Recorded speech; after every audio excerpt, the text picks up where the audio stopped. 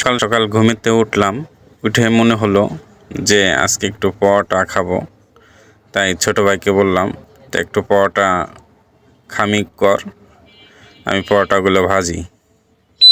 ছোট ভাই খামি করে দিল, আমি পরোটাগুলো ভাজতে লাগলাম। অনেক সুন্দর সুন্দর পরোটা হচ্ছে। প্রিয় কলেজের বন্ধুরা দেখেন, অনেক সুন্দর সুন্দর পরোটা।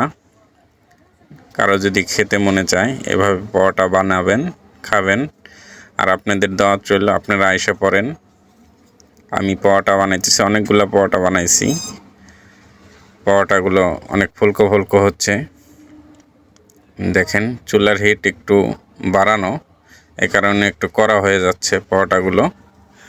সমস্যা নাই, আমরাই তো খাবো। এসে পড়েন আপনারা, আপনাদের আরও সুন্দর সুন্দর করে পরোটা বানিয়ে খাওয়াবো। বেশি দূরে না, আপনাদের কাছেই আছি, ঢাকাতে। আসেন আপনারা, আপনাদের পরোটা বানিয়ে খাওয়াবো। চুলার হিটটা একটু কমাতে হবে। ফ্রিজ খুললাম, ফ্রিজে দেখি ডিম আছে নাকি। হ্যাঁ, ডিম তো আছে, এখানে একটা আছে। একটা বাইর করি, পরে ছোট ভাইকে পাঠালাম ডিম আনতে, আরও ডিম আসবে। একটা আগে ভাজি।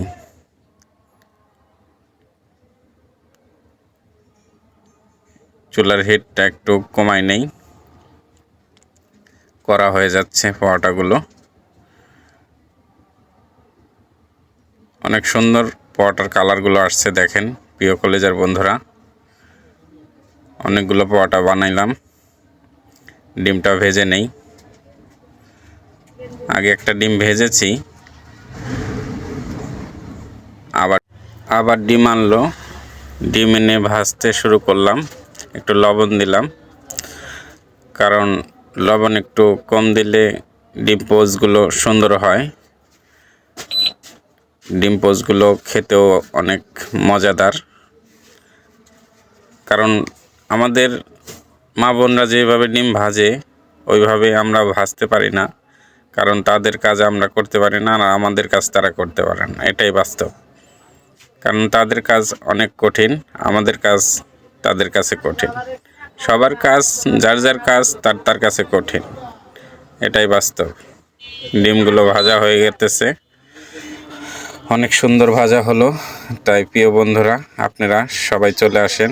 ডিম ভাজা হয়ে গেছে, পরোটা ভাজা হয়ে গেছে, এখন খানা দানার পালা। সবাই আইসা পড়েন, জুম্মার নামাজ পড়তে যাইতে হবে আবার।